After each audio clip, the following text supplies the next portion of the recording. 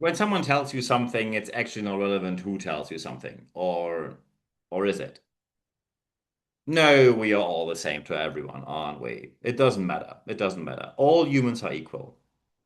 And of course, in the workplace, bring your full self. Yeah, we're all equal, aren't we? So people are seriously telling me they are the same to absolutely anyone. I give you a simple example. Let's say you sit in your office and three people come in. One is the intern on their first day. The second person is your most important client. And the third one is the investor who's now instructing the board on that day. And you think you treat them all the same. You clearly don't. And when you're on the other side of the game and you are the investor or you are the CEO or you are on the board, you probably know this moment that you think you treat them all equally. However, you probably know either consciously or subconsciously that this is not really the case. And this is what we're going to talk about today, how to handle the imbalance of power. Why do I chose this topic today? So first, a number of emails arrived and I pushed this topic forward for quite a bit, or pushed it back better to say. And many cases where suddenly organizations stood in general public and say, how could this ever have happened because of leaks, showed an organizational culture where abuse of power was all over the place for years, sometimes for decades, and no one did anything about it. That is exactly the imbalance of power. So you need to know, how do you handle the imbalance of power? So welcome to this week's episode. When we talk about the imbalance of power, the first thing we have to address here is this imbalance of power exists. Even when you say we're a mid-sized business somewhere, you almost need to be a family business where you cannot fire anyone because they are legally family and you cannot fire them even if you wanted to because they all hold equal shares. So as soon as you talk about power, power is there. Ignoring that power is there is an approach which is never sustainable because especially in moments of conflict, power plays a role and we have to address that. Step number one always is always consider your status. I give you an example here, and very important for me is I'm not blaming anyone on where you come from or tell you off for it. However, when you come from a very privileged background, when people know you can easily afford the most expensive lawyers, when people know the money you have, there's more where that came from. You're running eight businesses, you don't care about people, they know that. And maybe you acted in a way that they probably saw that already and you didn't even realize. Status is a thing. And you have to see, if you like it or not, where do you come from? And I can very simply tell you, I come from a very small village in northern Germany, grew up there and worked my way up to where I am today with the international national business I run. However, this is still an intact family where I grew up. I had two loving parents. I grew up in a stable household. And of course, due to being a family of public servants, education was in the focus. So they really took care that I went to school, that my marks were okay. And they allowed me to behave bad on all counts, left, right, and center, from coming home with ripped jeans or having smashed in a window with my football. However, as soon as the marks went down, consequences were there very quickly. And that is privilege. If you like it or not, it is privilege. Address it. Address it. I give you a very simple example. When people tell me, how can you do three master's degree besides full-time working? Here's the secret. I have no family and no children. I'm traveling constantly. So during evening hours, I have some time left and I use them during the week, I think reasonably wisely. So there's no special trick, but it is status. You have to address the status. And when I go somewhere as an interim manager and I am down to earth due to where I grew up, I worked in a factory when I was young, I worked my way up from where I am to where I am today. However, I know that when people don't know me, they hear, oh, that's a new interim manager. What's his name? Niels Brabandt. Let's look on LinkedIn. Oh. And then they see three master's degrees, they see a couple of reasonably well established educational institutions, and they treat me differently. And they also expect me to have a reasonable level of power. So they treat me differently. And we have to address that power. If you do not address power and status, you live in a different reality than anyone else you're leading. Reality, and very important is what people perceive as reality when it comes to status is always the starting point. It can shift from there by your behavior and words.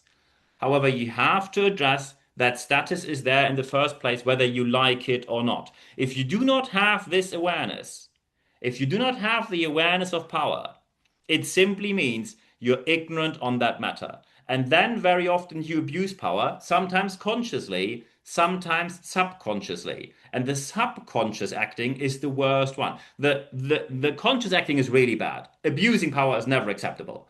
But when you abuse power consciously, you probably know afterwards that wasn't great. You apologize and you hopefully repair it afterwards.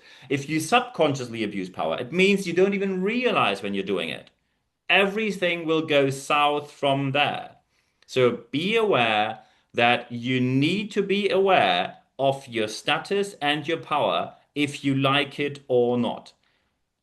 And of course, when you now say, well, I am in that situation, so how should I deal with it? So, very important is when you are in that situation, the first aspect you always have to see is where is your organization? Some organizations have a very healthy organizational culture where they address certain aspects and then they move on from there. However, sometimes you have organizations where as soon as you rise through the ranks, you see a couple of behaviors where you think, bit weird, or let's say, bit unacceptable, or let's say wildly unacceptable, or you say that's massively overstepping the mark. And the question is, how do you act here? Most of these aspects, when you see things such as Harvey Weinstein back in the days, that happened for years and years and years. There were numerous out of court settlements with Harvey Weinstein, and no one did a thing except telling people, "Oh, can we settle out of court and move on from there?" Instead of what they should have done, say, "We fire you on the spot, and you need psychological help from there." No, they moved on because they said, "Yeah, brings in money, so I think that's okay, isn't it? We like money, don't we?" And this kind of structure is the problem. Abuse of power often is institutionalized. And that is why sometimes people say institutionalized organizations are not there to help you. They are there to establish the power as it is in place and keep it that way. So structural problems often arise from a long-standing history of misconduct. When you see something like the President's Club in London, where for years and years, obviously, misconduct seemed to have happened allegedly, and then some journalist undercover went in there, made it all public, and the President's Club then fall apart overnight, where they said, "Oh, we are so sorry, but this can't be repaired. I think we stop with it." Yeah, bit late, very late, but at least you stopped it now. So when you have structural misconduct, you either step up and change that very quickly because as soon as everything comes to public, you can never claim I didn't start it. You can never claim it was not me starting it, it was there before I started. As soon as you were there and you either copied it or you didn't say anything, it simply means, in a very simple phrase, silence is violence and passivity is complicity. And that applies to absolutely anyone, no exception. So when the structure is there, the structure of a structural, organizational-led abuse of power, when this comes to public, you will be, as they say, we have to let you go, meaning you get fired for your misconduct, and you deserve that in this case. So you better, in that situation, when you see there is an abuse of power or questionable behavior, you better change things very, very quickly. And I can tell you, the quicker the better. And of course, now a justified question is, how can we implement that? So how can we make sure that we implement that in a way that is actually sustainable? So here we go. Start with the people. That is the very first thing. You always start with the people. You ask people, and some people have, some organizations have very sustainable practices. There is probably a monthly or even bi-weekly anonymous survey, or they have whistleblower contacts, or they have a helpline, or they have anonymous filing system where people can anonymously in protected spaces complain about misconduct. Or they can address things earlier in annual appraisal interviews and they are actually followed up, not just filed somewhere in HR and nothing happened ever after. So always start with the people because as soon as people see when we address things, actual change happens, then people will address it in the future as well. As soon as they see, okay, misconduct happens and I filed something and yeah, nothing ever happened from there, then they of course will go to press sooner or later. They will of course put this to public because rightfully so. What else should they do? However, of course, we also have to question here, what is the role of the team?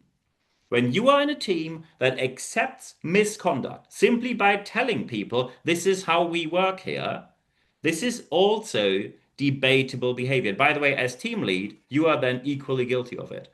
I lost count of the large law firms where people told me, oh, yeah, once per month, one of the partners comes here and just yells at you. They are all stressed. This is how things work here. This is how we work. Just get on with it. So, first things first. Niels Brabandt, me, I'm not stressed by that. I was a professional referee. I got out of stadiums where multiple thousands of people says, hang him, hang him. I got out of there. I am calm with absolutely anything. But this is not about me. This is about other people who probably cannot handle this that well. So teams need to address it. And as soon as you have systems in place where people know there's a structure, there is a process, there is some procedure that's going to help me, I am aware of that. The leaders are aware of that, team lead up to the board, then behavior and the sustainable approach to better behavior regarding the imbalance of power will happen immediately. And when you do it the way as we spoke about it today, your organizational culture is going to become a lot more sustainable immediately. And I wish you all the best putting this in practice in your organization. And when you now say, that sounds rather complicated. Might be, doesn't have to be, but might be. If you have any kind of questions, of course, feel free to contact me anytime. So when you now watch this on YouTube, feel free to leave a like there. Thank you very much for doing so. Subscribe to my channel. Thank you very much for doing so as well. On top of that, of course, always feel free to leave a comment. I'm always looking forward to having any kind of discussions with you, and I'm looking forward to seeing that in the comment section. And of course, when you now listen to me in Apple Podcasts or Spotify, feel free to leave a review there, 5 stars. Thank you very much for doing so, because we do all of this free of charge, and I will keep it like that. But of course, I'd like to have some positive feedback if you like it. So thank you very much for doing that as well. Of course, feel free to recommend this channel online, offline, amongst friends, colleagues, family, absolutely anywhere, social media, do as you like. I'm always looking forward to seeing feedback from your side here anywhere. Of course, we have an additional aspect, the YouTube Shorts. I promised you daily leadership tips, and we have daily leadership tips. We decided for YouTube Shorts. So it really pays off on YouTube that you do not only put the little bell in there, you do not only subscribe to my channel, put the tiny bell in there as well, because then you get a short notification as soon as something new is online. That is exactly what keeps you updated. I told you one leadership tip per day. It's either me or an external expert we interview. We have lots of stuff to offer there. Feel free to stay online there and you get all the news. And of course, you can also follow me on my podcast, Apple Podcasts or Spotify.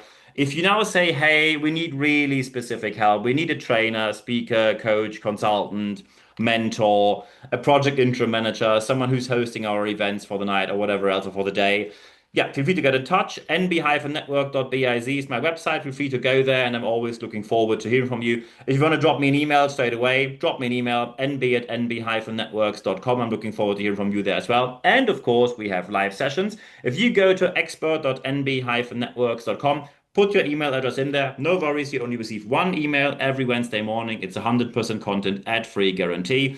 In this email, you get full access to all the podcasts, video casts, all of it, all the articles. No charge, no paywall. Another place you will find paywalls. There is no paywall at all.